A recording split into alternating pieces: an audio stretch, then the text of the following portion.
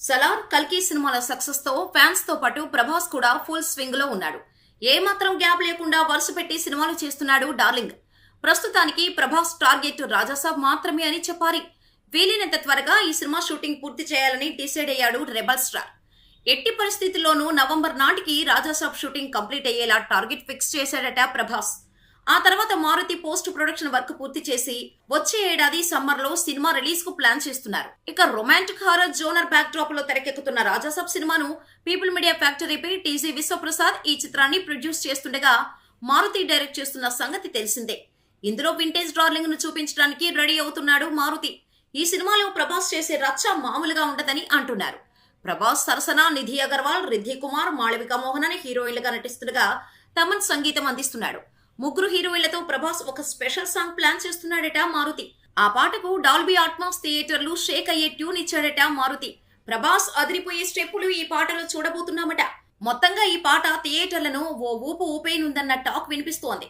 ఇక ఈ cinema teaser ను ప్రభాస్ పుట్టినరోజు కానుకగా అక్టోబర్ 23న రిలీజ్ చేసేందుకు మేకర్స్ ప్లాన్ చేస్తున్నారు. ప్రస్తుతం రాజాసాబ్ షూటింగ్ తో ఉన్న ప్రభాస్ ఆ తర్వాత హను రాఘోపుడి సినిమా షూటింగ్ లో జాయిన్ అవ్వనున్నాడు. ఏదేమైనా రాజాసాబ్ ఎలా ఉంటుందనే ఆసక్తి అందరిలోనూ ఉంది. సీక్వెల్ ఉందంటే ఓ అద్భుతమైన ట్విస్ట్ ఇచ్చి వదలాలి. అదేంటో తెలుసుకోవడానికి బుర్రలు బద్దలైపోవాలి. పార్ట్ 1 మించి ఉంటుందని నమ్మించాలి. ఇవన్నీ ఉన్నప్పుడే సీక్వెల్ కు హైప్ వస్తుంది. కట్టప్ప బాహుబలిని ఎందుకు చంపాడన్న పాయింట్ను దేశం మొత్తం చర్చించుకునేలా చేసింది. దీంతో బాహుబలి 2 కొచ్చిన హైప్ తో రికార్డులు క్రియేట్ చేసింది. పాన్ ఇండియాగా రిలీజ్ అయిన పుష్ప హిందీలో 100 కోట్లు కలెక్ట్ చేసింది. పుష్ప 2కు తెలుగులో కంటే హిందీలో ఎక్కువ క్రేజ్ ఉంది. మొదటి రోజే 50 కోట్లు కలెక్ట్ చేస్తుందని అంచనా వేస్తున్నారు. పుష్ప వర్సెస్ బన్వర్ సింగ్ షెకావత్ గా పుష్ప పార్ట్ 1 ను ముగించాడు సుకుమార్. పుష్ప 2లో ఈ ఇద్దరి మధ్య పోటీ ఎలా ఉంటుందన్న ఆసక్తిని క్రియేట్ చేసేలా ఎండింగ్ ఇచ్చాడు.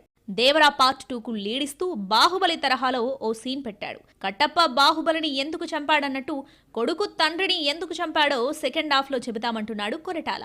అయితే ఈ పాయింట్ ఆడియన్స్ లో పెద్దగా ఇంట్రెస్ట్ క్రియేట్ చేయలేదు. మరి ఎలాంటి ఎలిమెంట్స్ జోడించి దేవరా 2 కథను రాసుకుంటాడో చూడాలి.